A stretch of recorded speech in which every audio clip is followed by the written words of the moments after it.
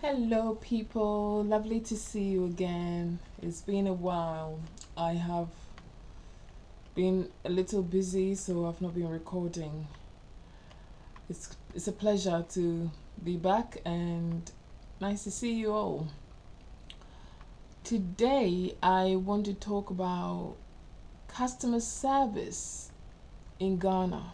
I'm sure this is a topic that might interest a lot of you, and it's something worth discussing. I think it's something that has got to be dealt with or addressed, because it really bothers me. It has been like that ever since, from time immemorial. And I think it's not the best, and it has got to change. Things have got to change. I have experienced the Ghanaian customer service, and I think, as compared to other places or other parts of the world, we are lagging behind. In Ghana, being in the queue does not necessarily mean that you're going to be be served first. I mean, being first in the queue. And it happens everywhere, in the hospitals, in the schools, in the offices, in the market, everywhere. And it makes it, I don't know how to describe this, but it really, it's something that, I mean, if you are in a position where, let's say you are first in the queue, and then someone comes from the back of the queue, and then he walks straight to the front desk, and then what they do normally, they slip a little envelope or just a little note, to whoever is serving, and then they get served. And so never mind the rest of us in the queue. I was in the commercial bank of Ghana, in Koforidua, and it's so frustrating the way they deal with customers. In a bank, we are the customers. We are the reasons you're here to work. We are the ones with the money, with the dosh. We have saved our monies here with you. We have entrusted our finances with you as a bank. You should hold us in high esteem. Never mind how small our balance may be. I mean, somebody could have 100 million in the account. Another customer could have 10 cedis in the account. Regardless of the differences in balance, we are all customers, and we all deserve the same kind of treatment. That's in my opinion, honest opinion. So here I am sat in the bank in the morning, and there's so many people, it's swarmed with people, buzzing with people. Apparently it was payday, and I don't know, it's so frustrating. So I'm sat in the back of the row, the queuing. The queue, I mean, for about an hour, the queue never moved anywhere. So, I mean, you really have to be prepared to wait. So take a book along with you, the newspaper or something, or take your homework with you, your laptop or something, because you are going to spend the entire day in the bank, especially when it is nearing the end of the month, where all workers come in to take their salaries. I just don't get it. And so the queue, the never-ending queue. I'm at the back of the queue. It's not moving. I mean, I'm boiling up. But what can I do? You can't do much, because the catchphrase is, "This is Ghana. This is Ghana." I mean, we have accepted this situation that offends us. We feel that it's normal. We feel this is the way things are done around here. It's okay, never mind. I do mind. I mean, it's I don't know. I just don't get it. So I'm in the queue. People come in, they're wearing uniforms. Apparently, the people in uniform have got to be served first. And that include nurses, doctors, police officers. So until they are served, nobody else is going to be served. I mean, who does that? How is this logical? So they come in, I mean, especially the soldiers, they come in, you know, all with their muscles and, oh, I'm here, you know, serve me. How dare you? I mean, you can't do much really under that circumstance, even though it's unfair. But what makes it more frustrating and disconcerting is people accept it. It's okay. This is Ghana. This is where we belong. This is our home. This is how things are done here. It's as though we are condoning vice. We are condoning wrongdoing. And so there's this old woman in the queue. Now I just feel so, I felt so sorry for her, because she obviously probably got arthritis or glaucoma or whatever it is, her bad waist, her poor back and all that included. But nobody is going to serve her first. Nobody is going to give her priority over the strong muscular, you know, the soldier with the stamina to stand in the queue. They serve him first. And they leave this old woman in the queue. I mean, she could barely stand in the queue. And how is that fair? How is that just?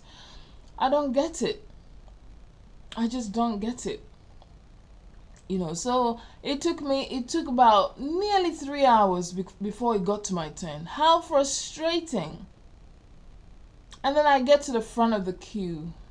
You know, it gets to my turn. And suddenly, their computers are broken down.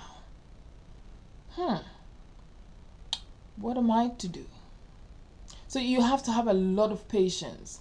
And what is most annoying, and the people who have traveled abroad, people who live in England, in America, in the Western countries, when they come home, they find it frustrating. And sometimes some people, they are aroused to anger.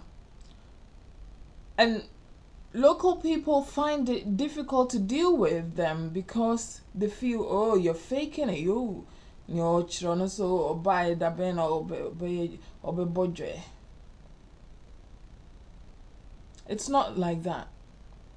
Because when you move from Ghana, you come to the West, you go, let's say you went to England, you went to Scotland, Ireland, or you went to the United States. Things are done differently. Things are, you know, you get things based on merits. There is nepotism. I won't say there isn't nepotism. There is, in some cases, but mostly you get things based on merits. Because you are first in the queue, you're being served because you are first in the queue. They're being polite to you, not because you've got 100 million pounds in your accounts, but because you are a customer.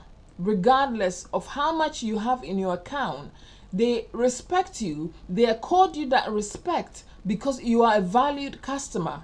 So it doesn't matter you have £1 in your account. You are treated the same way as a person with 100 million pounds in the account. But in Ghana, it's different. And that's why when people come here, I mean, people who have lived abroad, when they come home, they get aroused easily to anger. And some of them, embarrassingly start fights and arguments because they can't deal with it. Even though we were born like that, we were born into this kind of unfairness, into this injustice. When the moment you move, or you can compare that situation to another, because when you live in the West, you can compare, then you realize that what we went through was unfair, was unjust. Then you become conscious. You become conscious that no, that was wrong. And so when you come home and the same practice goes on, you can't deal with it. You find it difficult to deal with it. Never mind you were not born in America or England. So, people say, oh,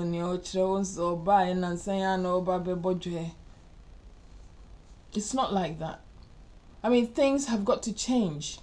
So I get to the front of the queue because computers have broken down and I'm being served by a customer assistant who lacks decorum, who lacks manners, because it's okay to speak to me anyhow because she's the one who is wearing the long fake nails and tapping on computers and probably looks at me and think, who the hell do you think you are? Hello, I'm your valued customer. I deserve some respect. I'm the one with the dosh.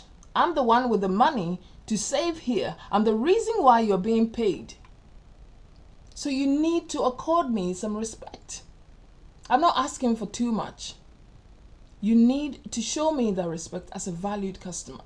And it is all over the country, wherever you go. In hospitals, they speak to certain people a certain way. I mean, they look at you, they look at your appearance, they feel you're poor, they speak to you like trash. And they look at other people, people, stepping out of Mercedes-Benz and here and there, and suddenly they want to lie on the floor, literally, to be walked on. How fair is that? I mean, this is the way we are, the way we were brought up, but it has got to change because it's not fair. Treat people equally. Treat everyone the same way that you expect to be treated. You treat people the same way. Don't treat people, you look at people and maybe they've got a disability or you don't feel in your books, or according to you they're not all there, so you're going to talk to them anyhow. It's wrong. It's so wrong. I don't know. But I just wish and I hope and I pray the people at the first glance will treat people equally.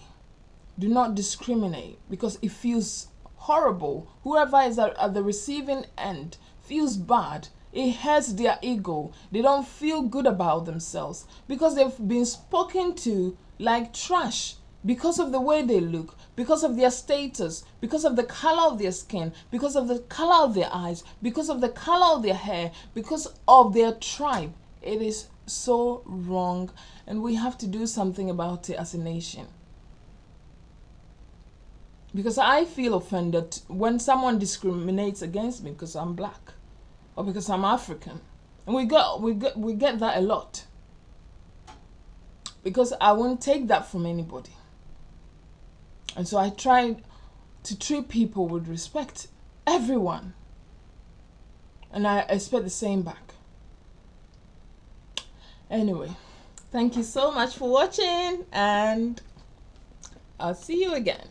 Take care. Bye.